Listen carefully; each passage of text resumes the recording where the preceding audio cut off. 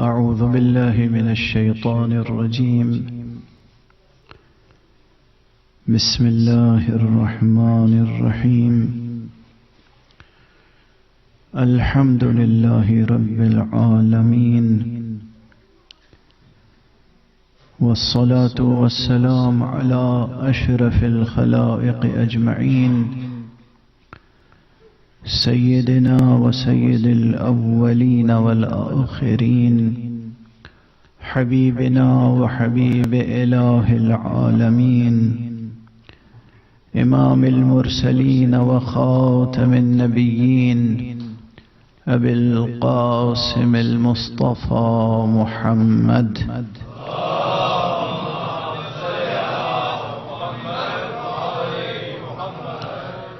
وعلى أهل بيته الطيبين الطاهرين الهداة المهديين المعصومين المظلومين، واللعنة الدائمة على أعداء الحق والدين. أما بعد، فقد قال الله تعالى عز اسمه في محكم كتابه ومتقن خطابه.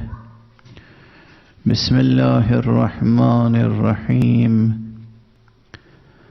تسبح له السماوات السبع والأرض ومن فيهن، وإن من شيء إلا يسبح بحمده ولكن لا تفقهون تسبيحهم إنه كان حليما غفورا. صدق الله العلي العظيم.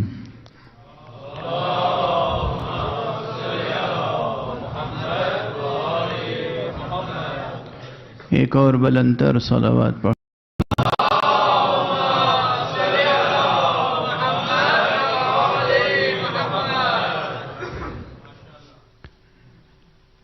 ان مجالس عزا کا انعقاد جس مناسبت سے ہو رہا ہے وہ آپ حضرات کے اذہان عالیہ میں مناسبت روشن ہوگی. اس ذات گرامی کی یاد میں یہ مجلسیں منعقد ہو رہی ہیں جو بجائے خود ایک مستقل واسطہ فیض الہی ہے. حضرت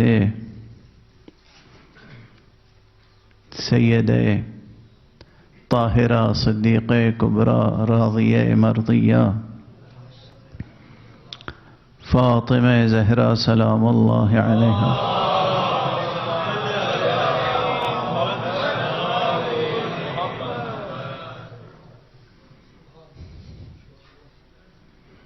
ایک مستقل واسطہ فیض الہی. اور خدا کی قسم اگر تمام ملت اسلامیہ اس ایک ذات پر متحد ہو جائے، اس ایک ذات گرامی کی محبت پر، مودت پر، اور اس ایک ذات گرامی کی ولایت پر متحد ہو جائے تو اس ملت کا انتشار دور ہو جائے اور ملت کے تمام افراد اس طرح ایک رشتہ محبت میں منسلک ہو جائیں جیسے تسبیح ہوتی ہے.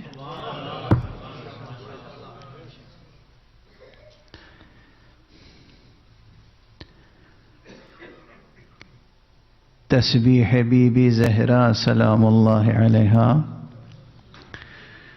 تمام ملت اسلامیہ کے محدثین متفق ہیں، تمام مسالک کے افراد متفق ہیں.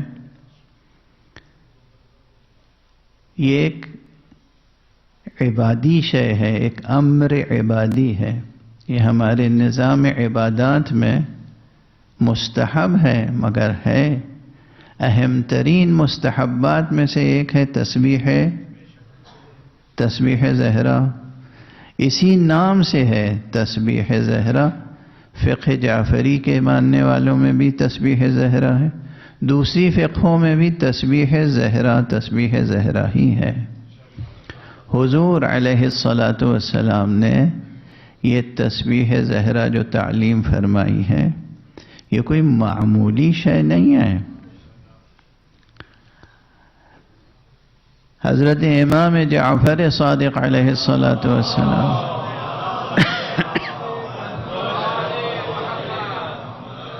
کا ارشاد گرامی ہے کہ 1000 نافلہ نمازوں سے بھی برتر ہے ایک تسبیح فاطمہ زہرا.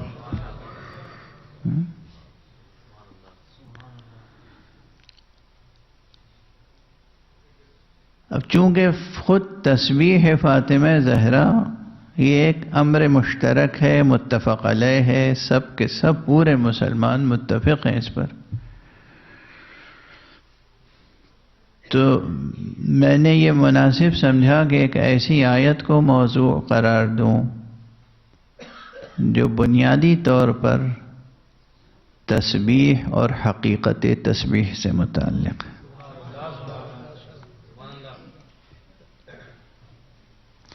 دیکھیے تسبیح جو ہے، ہم اور آپ تو ہمارے معاشرے میں تو یہ جو دانے 100 دانوں کی ایک تسبیح ہوتی ہے اسے لوگ تسبیح کہتے ہیں، لیکن یہ تسبیح تو مجازاً تسبیح ہے، حقیقتاً تسبیح تو کچھ اور ہے.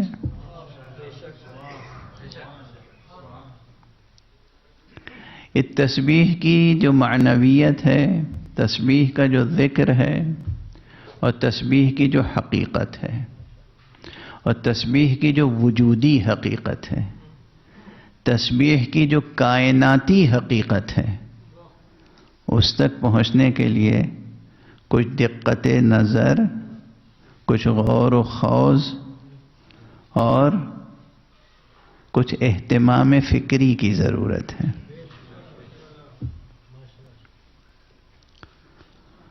لیکن پھر عرض کروں گا کہ یہ پورا موضوع معنون ہے، منسوب ہے، اس کا انتساب ہے بزبان مصطفیٰ بنام زہرا. حضور علیہ الصلاۃ والسلام نے اس طرح تسبیح تعلیم فرمائی ہے اپنی بیٹی کو کہ قیامت تک یہ تسبیح زہرا کہلاتی ہے.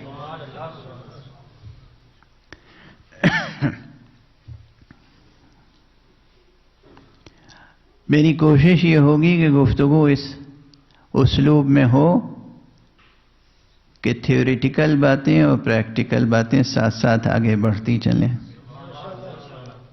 یعنی کچھ تھیوریٹیکل نظریاتی عرفانی مباحث ہیں اور کچھ عملی عرفانی آداب ہیں.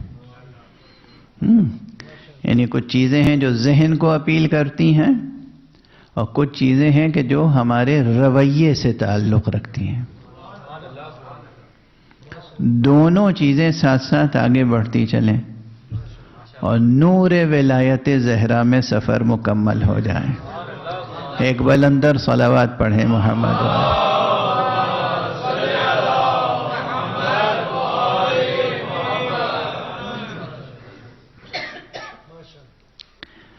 قرآن مجید میں تسبیح کا موضوع بڑے اہتمام سے بیان کیا گیا ہے. بار بار علماء دین تشریف فرمائیں جو آپ کے یہاں پر نماز جمعہ اور نماز جماعت کا اہتمام بھی کرتے ہیں اور آپ کی مذہبی رہنمائی فرماتے ہیں. پروردگار ان کا سایہ مبارک برقرار رکھے اور ان کی عمروں میں اور آپ تمام حضرات کی عمروں میں خیر دنیا و خیر آخرت ودیعت فرمائے. ان سے بھی آپ مستقل استفادہ کرتے رہیے گا. میں تو صرف چند دنوں میں چند اہم عناوین ذکر کر سکوں گا، جسے کہتے ہیں رؤوس اقلام، بس پوائنٹس۔ قرآن مجید میں تسبیح باری تعالی کا مضمون بڑے اہتمام سے بیان ہوا ہے، اور ہم سے اور آپ سے تسبیح الہی کا مطالبہ ہوا ہے۔ یوں تو از اول تا آخر بہت سے مقامات پر تسبیح کا ذکر ہے، لیکن 7 سورے ایسے ہیں جو انتہائی اہم سورے ہیں قرآن مجید کے۔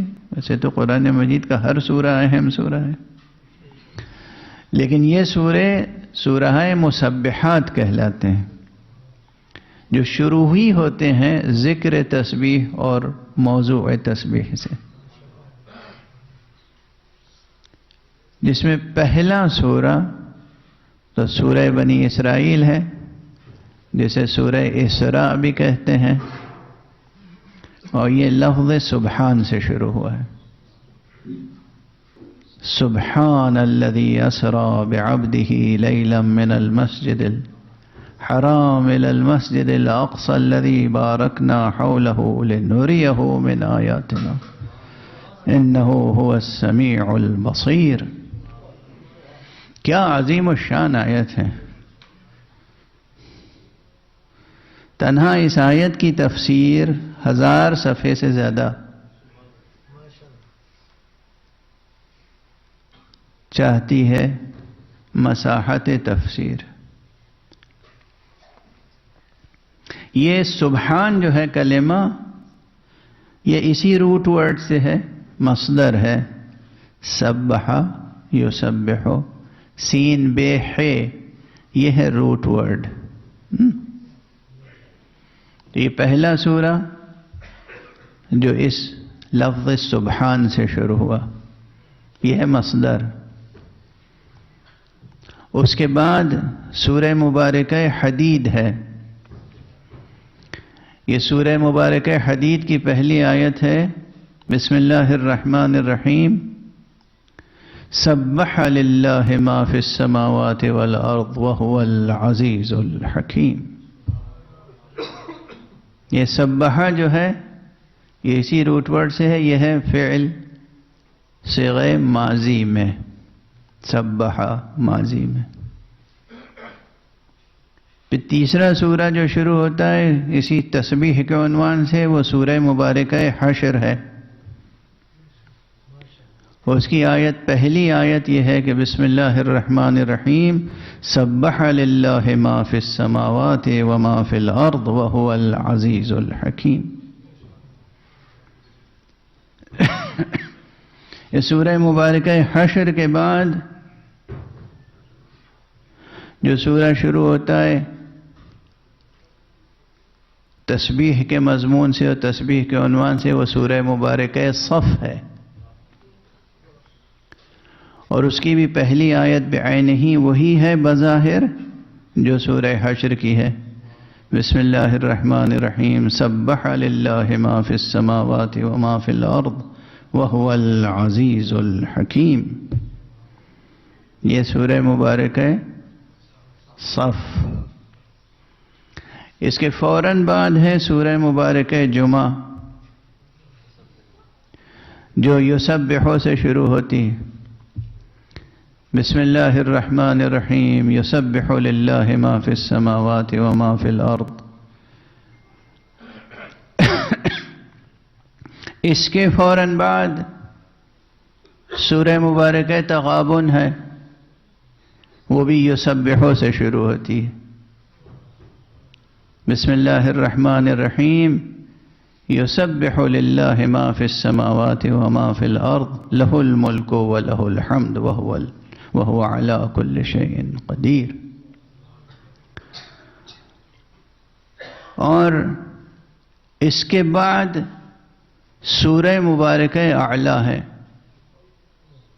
جو اسی روٹ ورڈ سے صیغہ امر سے شروع ہوتی ہے، سبح، بسم اللہ الرحمن الرحیم سبح اسم ربک الاعلی. یہ سورہ آپ حضرات نماز عید میں ضرور پڑھتے ہوں گے. بہرحال یہ میں نے حوالے کے طور پہ عرض کیا کہ قرآن مجید کے 7 بڑے اہم سورے وہ ہیں جو بطور خاص آغاز ان کا ہوتا ہے موضوع تسبیح سے. تو یہ کوئی معمولی موضوع تو نہیں ہوا تسبیح. تو یہ تسبیح صرف یہ ایک دھاگے میں پروئے ہوئے چند دانوں کا نام نہیں ہے. تسبیح ایک عظیم حقیقت کا نام ہے، اور اس حقیقت سے عالم تشریح میں جوڑنے والی ذات کا نام زہرا ہے. ایک صلوات پڑھ دیجئے محمد.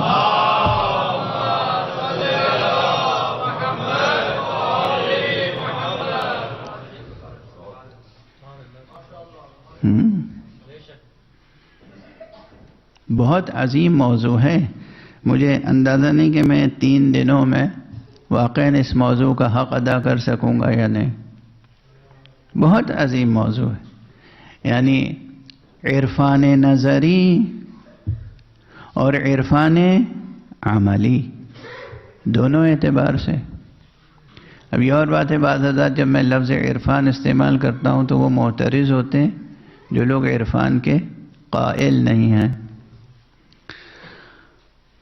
وہ تصوف جو غیر اسلامی تصوف ہے اس کی مخالفت کرنا تو بجا ہے، لیکن وہ عرفان جو عرفان قرآنی ہے، جو عرفان برہانی ہے، جو عرفان ایمانی ہے، جو عرفان اہل بیت علیہم الصلاۃ والسلام کی تعلیمات کی روشنی میں ہم تک پہنچا ہے، اس کی مخالفت کی کوئی گنجائش نہیں ہے. یہ ضرور ہے کہ علماء پہ یہ لازم ہے کہ اس کا فرق واضح کرتے رہیں ہمیشہ کہ دیکھو یہ بات ہے قرآنی، یہ ہے غیر قرآنی، یہ ہے برہانی، یہ ہے غیر برہانی، یہ ہے وجدانی، یہ ہے غیر وجدانی، یہ ہے ایمانی، یہ ہے غیر ایمانی، یہ ہے جو اہل بیت سے ملی ہے حقیقت، یہ ہمیں اہل بیت سے نہیں ملی. یہ وضاحت ہوتی رہنی چاہیے. لیکن عرفان کے وہ مضامین، عرفان کے وہ آداب جو اہل بیت مصطفیٰ علیہم الصلاۃ والسلام سے ملے ہیں، ان میں کسی قسم کی گنجائش نہیں ہے کہ شک کیا جائے یا رد کیا جائے. بہرحال اب قبل اس کے کہ کوئی بہت سنگین موضوع چھیڑوں، اسی روایت کو پہلے پیش کر دوں جو روایت مشہور ہے، جس کی بنا پر ہم اور آپ نمازوں کے بعد تسبیح پڑھتے ہیں، تاکہ ایک عملی درس، پہلا ہی سبق، پہلا ہی درس پہلی مجلس میں مل جائے. اور جو لوگ بہت زیادہ تھیوریٹیکل ڈسکشن سے مانوس نہیں ہیں، انہیں پریکٹیکل چیزیں چاہیے ہوتی ہیں، تو وہ کم سے کم ایک تحفہ لے کر آ جائیں. کیا ہے مشہور روایت؟ پہلے یہ عرض کر دوں کہ یہ جو تسبیح ہے بی بی فاطمہ زہرا سلام اللہ علیہا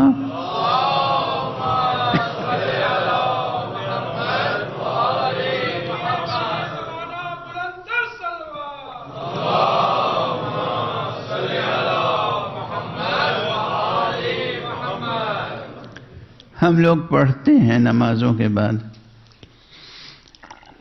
3 اوقات، 3 عناوین اس کے روایات اہل بیت میں ثابت ہیں.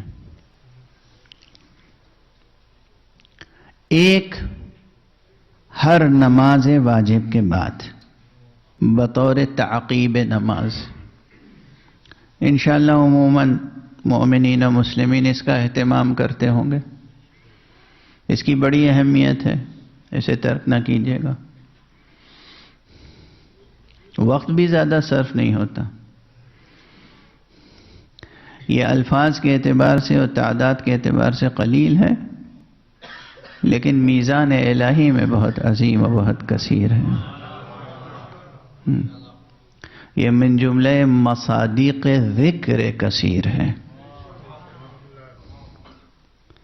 تو ہر نماز کے بعد، بلکہ ممکن ہو تو مستحب نمازوں کے بعد بھی ایک بار تسبیح بی بی زہرا پڑھ لینی چاہیے۔ دوسرا عنوان ہے رات میں سونے سے قبل۔ یہ حدیث میں تاکید ہے، حدیث مصطفی، حدیث نبوی صلی اللہ علیہ وآلہ وسلم۔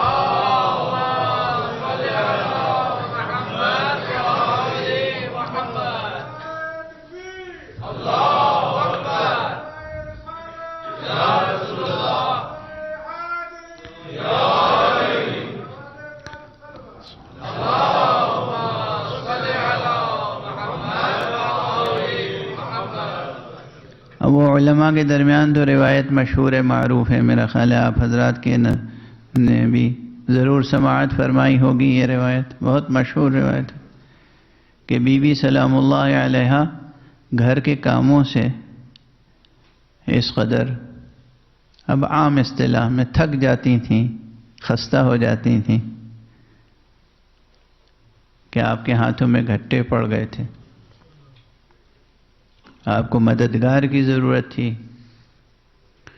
تو جناب امیر علیہ السلام نے فرمایا کہ بی بی آپ اپنے والد گرامی سے فرمائیں، درخواست کریں کہ بہت کنیزیں اور غلام آتے ہیں، آپ کو بھی ایک کنیز عنایت فرما دیں۔ مشہور روایت ہے۔ بی بی تشریف لے گئیں۔ اب وہ کئی روایتیں ہیں، میں خلاصہ تمام روایتوں کا عرض کر رہا ہوں۔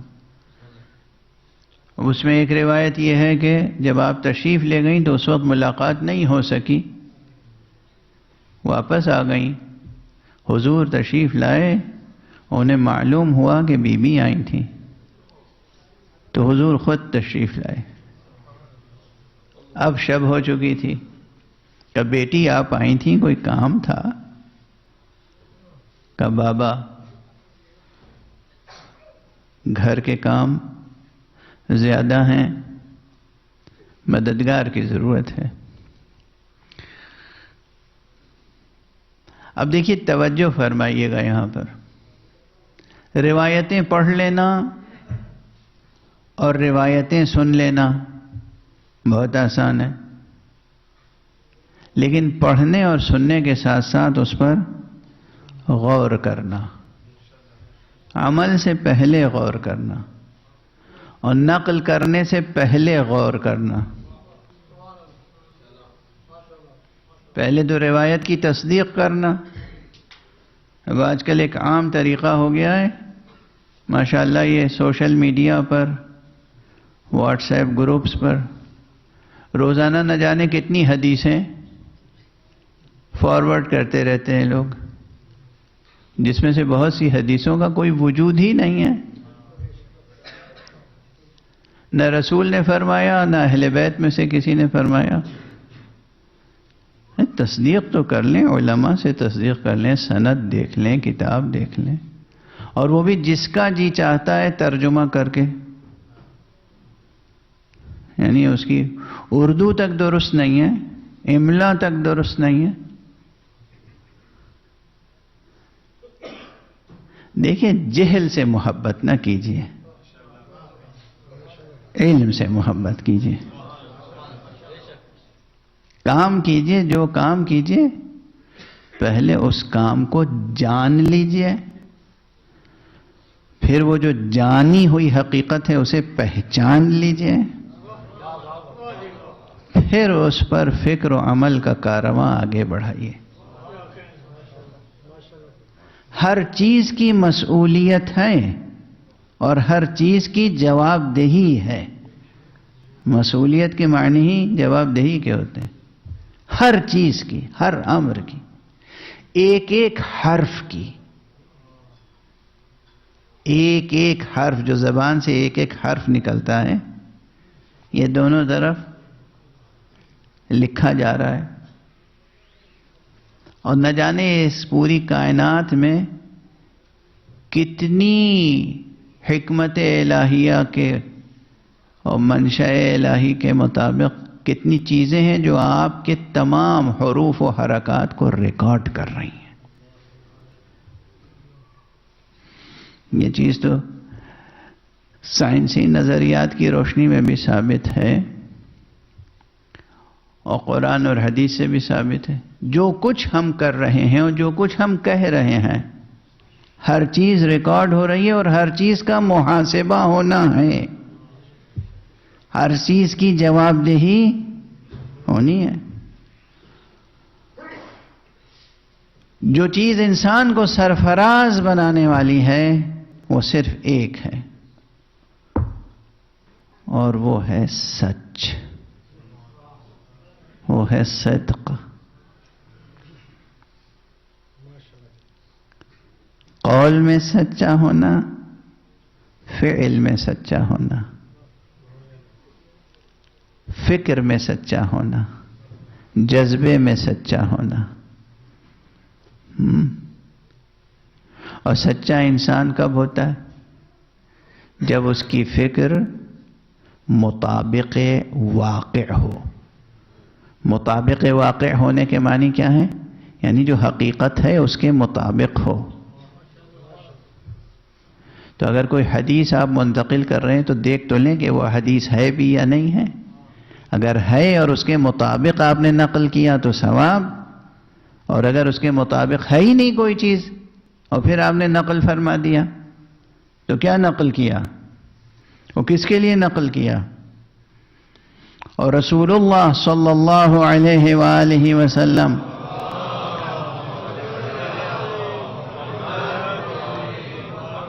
کا ارشاد گرامی ہے، فرمایا ہے کہ لوگ میری ذات کی طرف، میری طرف وہ باتیں منسوب کرتے ہیں جو میں نے نہیں کہی ہیں، اور جو میری طرف وہ بات منسوب کرے جو میں نے کہی نہیں ہے تو وہ تیار ہو جائے، اس کی جگہ جہنم ہے۔ ہاں، یہ معمولی بات نہیں ہے۔ من کذب علی متعمدا فلیتبوأ مقعدہ من النار۔ من کذب علی متعمدا فلیتبوأ مقعدہ من النار۔ جو میری طرف جان بوجھ کر کوئی ایسی بات منسوب کرے، جھوٹی بات جو میں نے نہیں کہی ہے، تو اس کا ٹھکانہ جہنم ہے۔ تو یہ جو ایک تہذیب قائم ہو گئی ہے کہ علم سے وابستگی نہیں، کتابوں سے کوئی رشتہ نہیں، کسی استاد سے کچھ سیکھا نہیں، عربی سے واقف نہیں، تصدیق کر نہیں سکتے، حدیثیں فارورڈ کیے جا رہے ہیں، حدیثیں بیان کیے جا رہے ہیں۔ آپ کو حق نہیں ہے یہ کام کرنے کا۔ علماء تشریف فرمائیں، آپ دیکھیے 1400 برس کے بعد آج بھی جو اس میں اختلاف نہیں ہے، نہ اصولی نہ اخباری، اہل حدیث، حامل حدیث، یعنی جو پیغمبر اور معصومین کی حدیث کے حامل ہوتے ہیں، جو اس کا بار اٹھاتے ہیں معنوی اور لفظی، ان کے ہاں ایک سلسلہ ہے، استاد کے بعد شاگرد، شاگرد کے بعد شاگرد، ایک سلسلہ ہے، اور ہر استاد اپنے شاگرد کو اجازت عطا کرتا ہے کہ ہاں تمہیں اجازت ہے کہ تم حدیث نقل کر سکو۔ یہ اجازہ اجتہاد کے علاوہ ہوتا ہے، اور ہمارے آپ اجازہ اجتہاد کے علاوہ ہوتا ہے اجازہ نقل روایت، یعنی یہ حق بھی ہے تمہیں یا نہیں کہ تم نقل کر سکو روایت۔ روایت نقل کرنے کی اجازت ہوتی ہے خاص، کیا آپ صحیح پڑھ سکتے ہیں؟ کبھی کبھی کیا ہوتا ہے، اب دیکھیے بات سے بات نکلتی چلی جاتی ہے تو بیان پھیلتا چلا جاتا ہے۔ کبھی ایک ہی لفظ لکھا ہوتا ہے، اس پہ زیر زبر پیش تو لگا ہوا نہیں ہے، آپ کیسے پڑھیں گے؟ الف جیم زے اور چھوٹی یہ بنی ہوئی ہے، الف جیم زے یہ، اب اس کے نیچے نقطہ نہیں ہے، یہ ہے صرف. کیسے پڑھیں گے؟ کم سے کم 3 طرح تو پڑھ سکتے ہیں اسے. عجزی، عجزی اور عجزا. اب ایک ہی لفظ ہے 3 طرح سے. حقیقت میں کیا ہے؟ معصوم نے کیا کہا؟ معصوم نے کیا کہا؟ یہ تو وہ بتائے گا نا جس نے معصوم کے دہن سے سنا ہو، اور پھر اس سے اس نے سنا ہو، اس سے پھر اس نے دوسرے راوی نے ہو، پھر تیسرے راوی نے ہو، پھر چوتھے راوی نے، وہ سلسلہ یہاں تک ہو تو وہ کہہ سکے کہ ہم نے سنا ہے کہ یہ کلمہ عاجزی ہے، عجزہ نہیں ہے یا عجزی نہیں ہے. واضح ہے؟ اور اسی لیے کہا جا سکتا ہے کہ قرآن ہی نہیں، حدیث میں بھی صرف کتاب کافی نہیں ہے. صلوات پڑھ دیجئے محمد.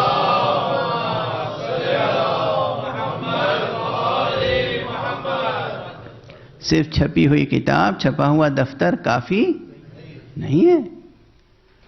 اس عالم کی ضرورت ہے جس عالم نے دہن بدہن اور سینہ بسینہ کلام مصطفیٰ صلی اللہ علیہ وآلہ وسلم کو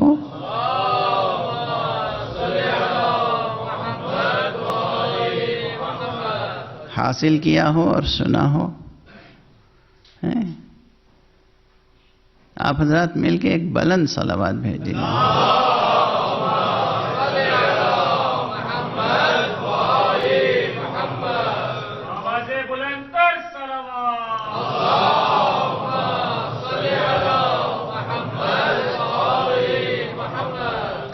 تو پہلی منزل یہ ہے کہ حدیث کو صحیح طور پر پڑھیں، پھر صحیح طور پر سمجھیں، اور پھر اس پر عمل کریں، اور پھر اس کو نقل کریں. خود عمل کیے بغیر بھی نقل نہ کریں. ہاں، مراحل کو سمجھیں، پہلے اس کو سمجھیں، سنیں، پڑھیں، تصدیق کریں، سمجھیں، پھر عمل کریں، پھر نقل کریں. یہ حدیث کے مراحل. اب بہرحال تشبیہ سے متعلق جو روایت تھی اس کی طرف ذہن عالی کو ملتفت کر دوں. آپ غور فرمائیں کہ سوال کیا ہے اور حضرت کا جواب کیا ہے. سوال کیا ہے؟ سوال یہ ہے کہ بابا گھر کے کام کاج زیادہ ہیں، بھئی چکی پیسنا، گھر کو صاف کرنا، کھانا پکانا، گھر کے کام، اس میں زیادہ مصروفیت کس کی ہوتی ہے؟ جسم کی. مددگار کی ضرورت ہے. حضور نے جواب میں کیا فرمایا؟ کہ بیٹی میں تمہیں ایسی چیز تعلیم نہ کر دوں کہ تم خادم سے بے نیاز ہو جاؤ. بہت فکر انگیز بات ہے. سوال کس بات کا ہے؟ جواب کیا دیا جا رہا ہے؟ اور جواب کیا دیا گیا؟ توجہ رکھیے گا، خواتین بھی سن رہی ہیں مجھے یقین ہے، اور حضرات بھی سن رہے ہیں. یقین شرط ہے، ایمان شرط ہے. یقین اور ایمان سامنے رہے تو پھر بات بنے گی. سوال یہ ہے کہ چکی پیسنی ہے، سوال یہ ہے کہ بچوں کا جھولا جھولانا ہے، سوال یہ ہے کہ گھر صاف کرنا ہے، سوال یہ ہے کہ کھانا بنانا ہے، سوال یہ ہے کہ امور خانداری زیادہ ہیں، اور اس سب میں خادم کی ضرورت ہے، مددگار کی ضرورت ہے.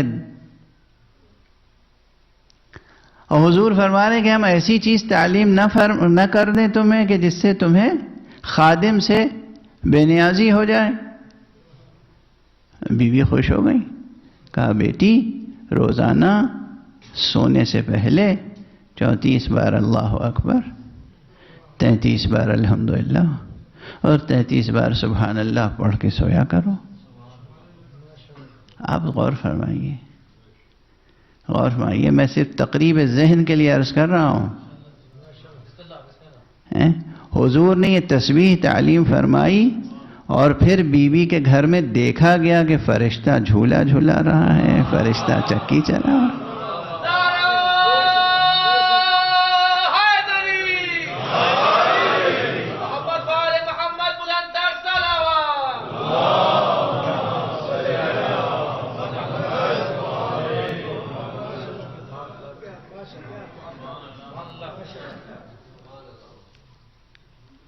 یہ حقیقت ہے۔ دیکھنے والوں نے دیکھا کہ بی بی آرام فرما رہی ہیں، جھولا جھلایا جا رہا ہے، بی بی بیٹھی ہوئی ہیں، تشریف فرمائیں، چکی چل رہی ہے۔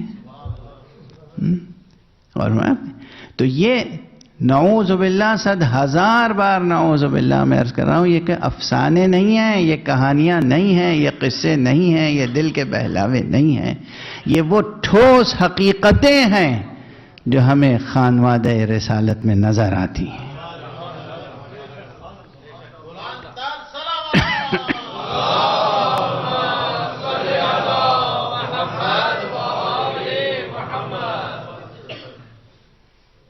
اب یہیں پہ تأمل فرمائیے، غور فرمائیے، دیکھیے سب چیزیں ساتھ ساتھ چل رہی ہیں، فکری عنوان بھی ہیں، عملی آداب بھی ہیں، اور مناقب، فضائل، سب ساتھ ساتھ چل رہے ہیں۔ بی بی کے فضائل میں ہیں نا روایتیں، بی بی وہ ہیں، کیا مرتبہ ہے بی بی کا۔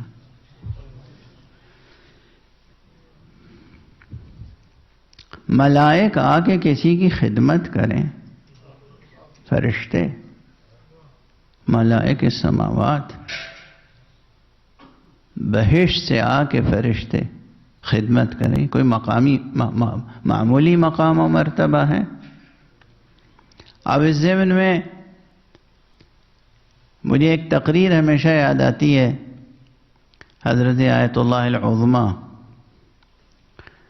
امام امت، بانی جمہوری اسلامی، حضرت آیت اللہ العظمیٰ سید روح اللہ خمینی کی۔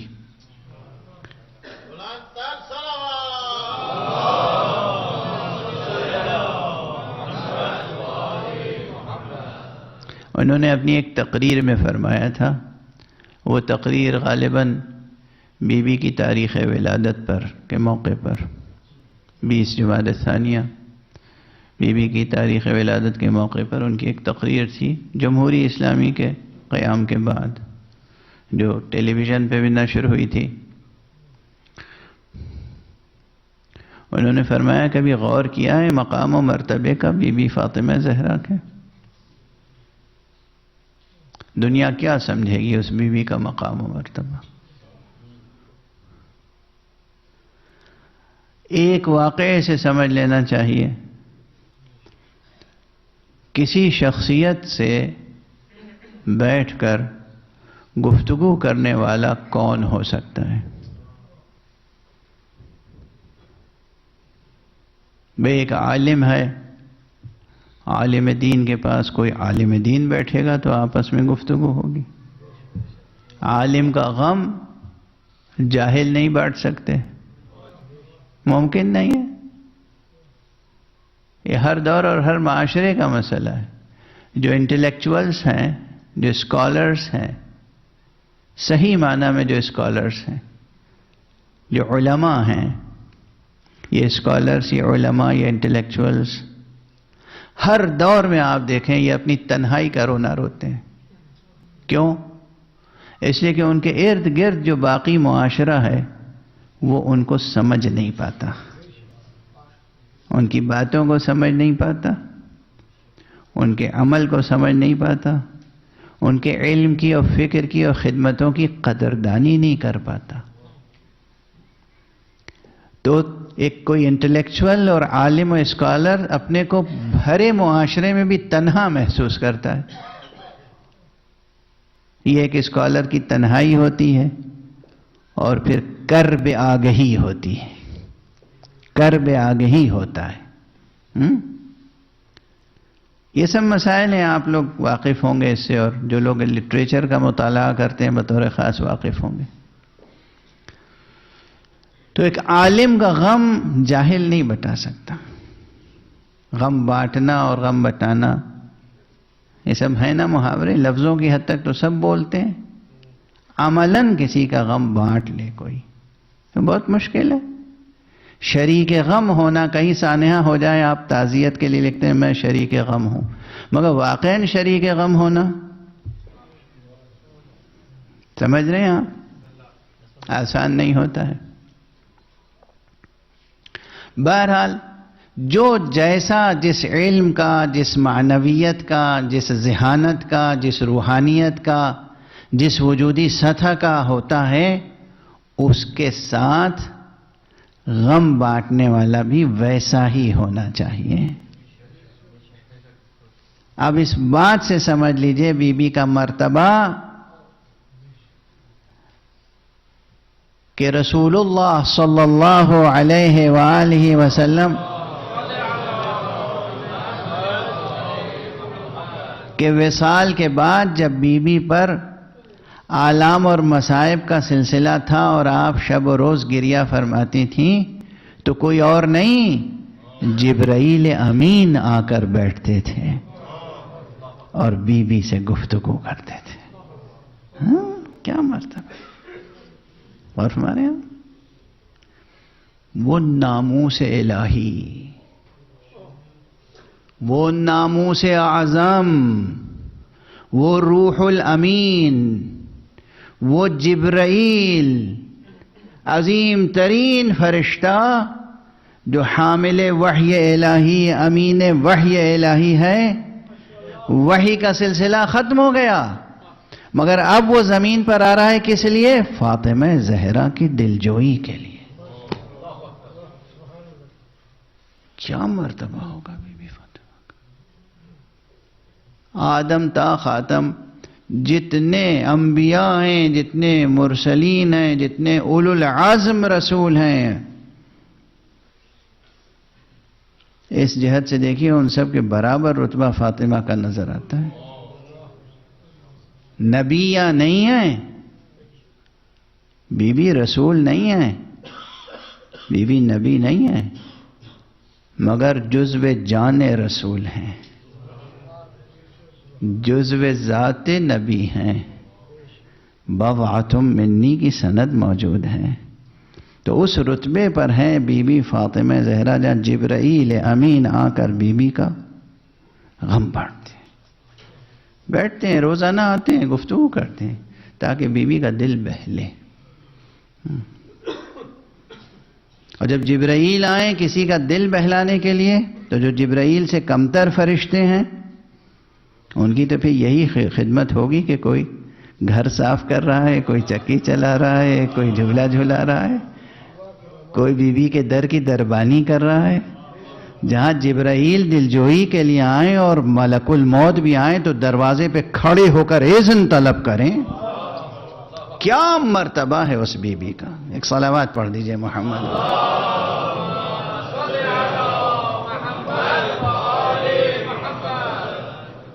کیا مرتبہ ہے اس بی بی. ہم خاکی خاطی گناہگار عام انسان اپنے ٹوٹے پھوٹے لفظوں میں اس بی بی کا مرتبہ کیا بیان کر سکتے. بہرحال بات یہاں تک پہنچی صرف اس نقطہ نظر سے یہ سلسلہ تھا کہ یہ ایک روایت اگر سمجھیں کہ ضرورت کیا تھی، طلب کیا تھی بظاہر، عطا کیا کیا اور اس کے آثار کیا مرتب ہوئے. ضرورت یہ تھی کہ خادمہ کی ضرورت تھی گھر کے کام کاج کے لیے جس کے لیے ہاتھ پاؤں مصروف ہوتے ہیں. عطا کیا فرمائی گئی؟ تسبیح. آثار کیا ظاہر ہوئے؟ یہ ایک تسبیح، صرف یہ ایک تسبیح، یہ 34 مرتبہ اللہ اکبر، یہ 33 مرتبہ الحمدللہ، یہ 33 مرتبہ سبحان اللہ. یہ ایک بار سونے سے پہلے صرف ایک بار 24 گھنٹے میں ایک بار یہ تسبیح پڑھنے کا اثر یہ ہے کہ فرشتے آ کر گھر کے کاموں میں خدمت کر رہے ہیں، مددگار بنے ہوئے ہیں. اگر اس طرح ذکر الہی اور نام الہی کی عظمت اور تاثیر کو سمجھیں تو یہ سمجھیں کہ یہ جو نماز ہمیں اور آپ کو تعلیم کی گئی ہے اس میں کتنے عظیم آثار پوشیدہ ہوں گے.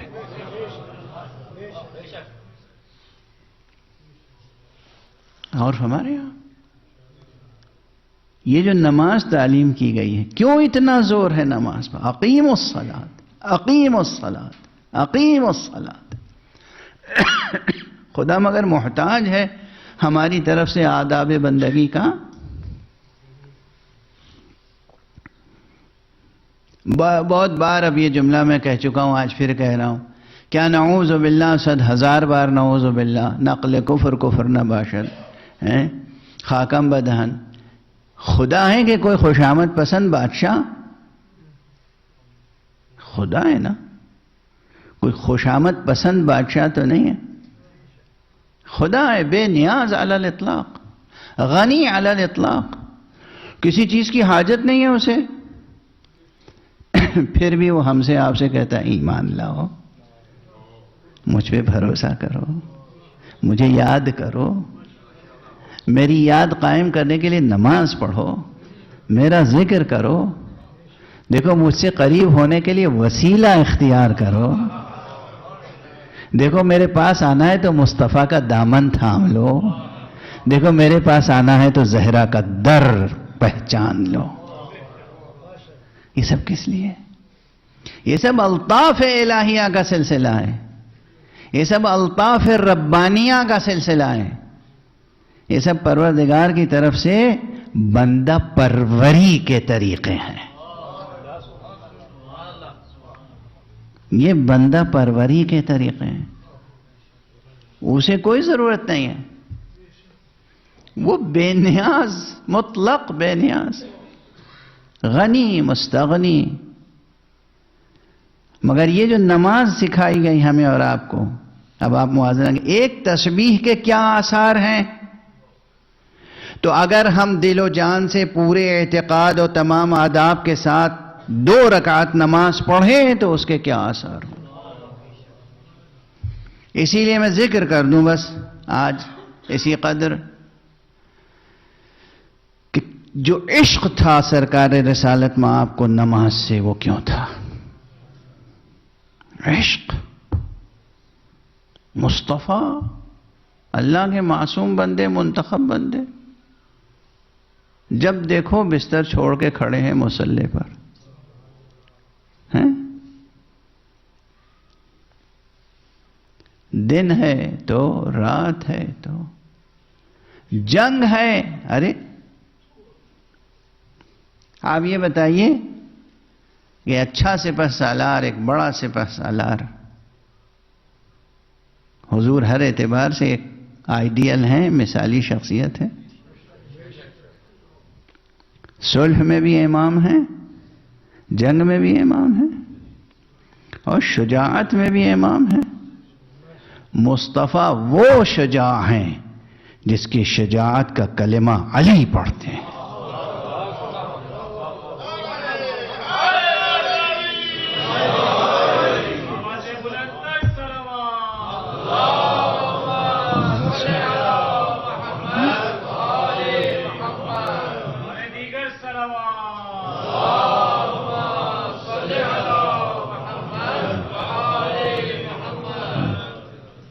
ایک اور بلند صلوات پڑھ دیں محمد.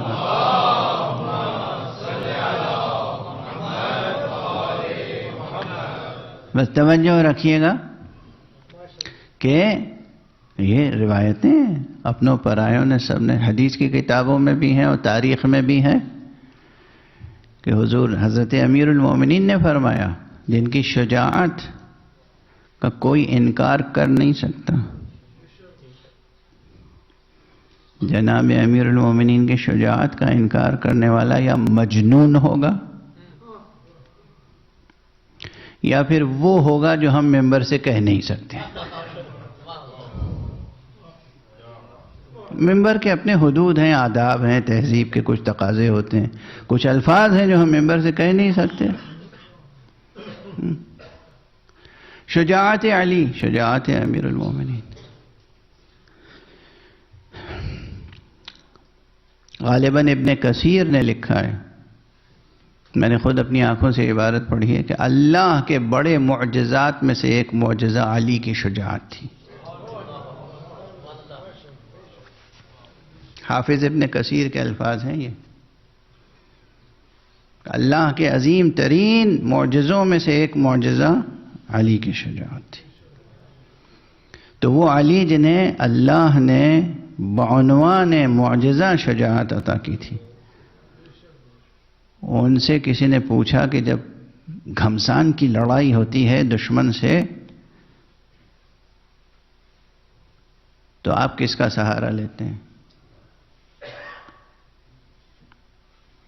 تو آپ نے فرمایا کہ جس وقت تلوار سے تلوار ٹکرا رہی ہوتی ہے اور جنگ کی آگ بھڑک رہی ہوتی ہے، اس وقت ہم سب رسول اللہ کا سہارا لیتے ہیں۔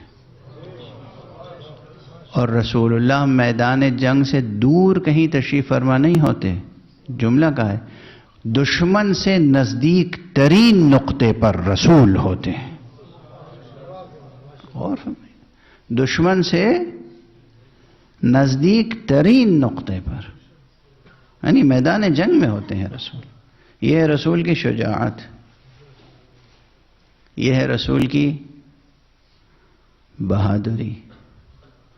تو وہ رسول جو شجاعت میں بھی امام ہیں، انہوں نے جنہوں نے مشہور ہے کہ زندگی میں 84 جنگیں ہوئیں حضور کی زندگی میں، 84 جنگیں، جس میں سے کچھ میں خود بنفس نفیس جاتے تھے تو اسے غزوہ کہتے تھے، جس میں خود بنفس نفیس تشریف نہیں لے جاتے تھے اسے سریہ کہتے تھے۔ بنفس نفیس بھی جس میں گئے ہیں وہ بہت تعداد اس کی کم نہیں ہے۔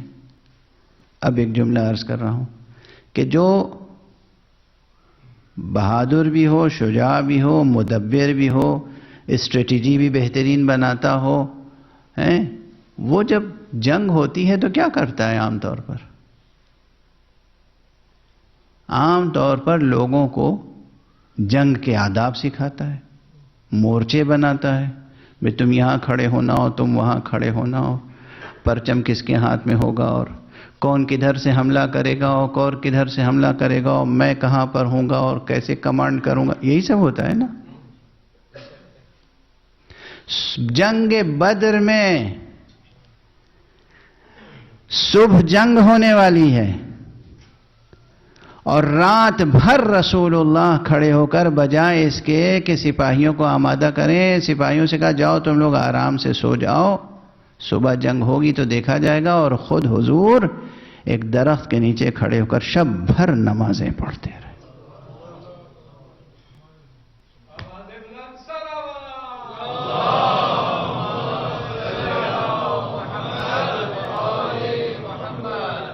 یہ تاریخ ہے، تاریخ۔ اچھا، اسے بھی نقل کس نے کیا؟ جو خود رات بھر سویا ہو وہ کیسے بتائے گا کہ رات بھر رسول نماز پڑھتے رہے؟ ہیں؟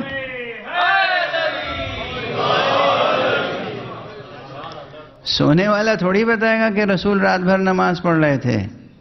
جو جان رسول تھا، جو ہر طرح رسول کی پیروی کرتا تھا، جو خود بھی جاگ رہا تھا، اس نے بتایا کہ ہم نے دیکھا رسول اللہ رات بھر نمازیں پڑھتے رہے۔ صبح جنگ ہونی ہے اور رات بھر حضور نمازیں پڑھ رہے ہیں۔ بس یہ یاد رکھیے گا کہ نماز خود کتنی بڑی طاقت ہے۔ توجہ ہے؟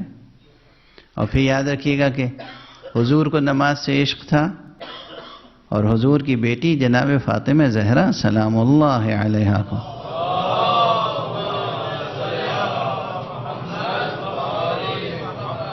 نماز کیسا عشق تھا، کتنا عشق تھا، کتنی نمازیں پڑھتی تھیں بی بی۔ آج میں بھی کچھ تاخیر سے پہنچ سکا اور تقریباً تمہیدی بیان ہو گیا، باقی گفتگو انشاءاللہ کل ہوگی۔ بات حقیقت تسبیح سے متعلق ہے، یہ ذہن میں رکھیے گا۔ آج صرف میں نے گفتگو کا آغاز کیا، لیکن اب 2 جملے کہوں گا تاکہ معال مجلس حاصل ہو جائے۔ آپ کی آنکھیں اشک بار ہو جائیں. بی بی کتنی نمازیں پڑھتی تھیں؟ یہ تو ایک سوال ہے. اور دوسرا سوال یہ ہے کہ بی بی نے کتنی نمازیں ٹوٹی ہوئی پسلیوں کے ساتھ پڑھی.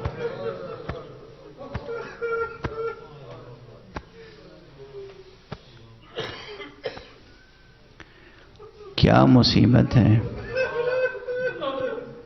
کیا المناک تاریخ ہے تاریخ اسلام، اور کیا المناک تاریخ ہے تاریخ اہل بیت، وہ بھی اہل بیت مصطفیٰ. کوئی اور نہیں، بی بی فاطمہ زہرا ہیں جو ٹوٹی ہوئی پسلیوں کے ساتھ نمازیں پڑھ رہی. اور کیا صبر ہے کہ شوہر کو بھی، علی جیسے چاہنے والے شوہر کو بھی نہیں بتاتی کہ پسلیاں ٹوٹی ہوئی ہیں. یہ تو سلمان نے علی کی چیخ سن لی جس وقت بی بی فاطمہ زہرا کو غسل دے رہے تھے. علی ابن ابی طالب نے بلند آواز سے گریہ کیا ہے تو جناب سلمان نے پوچھا، آقا امیر المومنین، آپ جیسا شجاع، آپ جیسا صابر، اور اس طرح بلند آواز سے گریہ. کہا سلمان تمہیں معلوم نہیں، مقداد تمہیں پتہ نہیں، ارے فاطمہ کتنی صابرہ تھی، پسلیاں ٹوٹی ہوئی تھی مگر مجھ سے بتایا نہیں.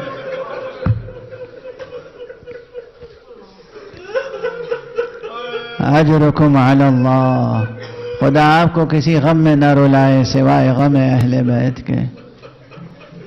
یہ گھرانہ ایسا ہے کہ چاہے فاطمہ کے مصائب پر غور فرما لیجئے، بی بی نے کس طرح ٹوٹی ہوئی پسلیوں کے ساتھ نمازیں پڑھیں، اور بی بی کی وہ بیٹی جسے ہم ثانیہ زہرا کہتے، کس طرح بی بی نے رسن بستہ حالت میں کتنی نمازیں پڑھی.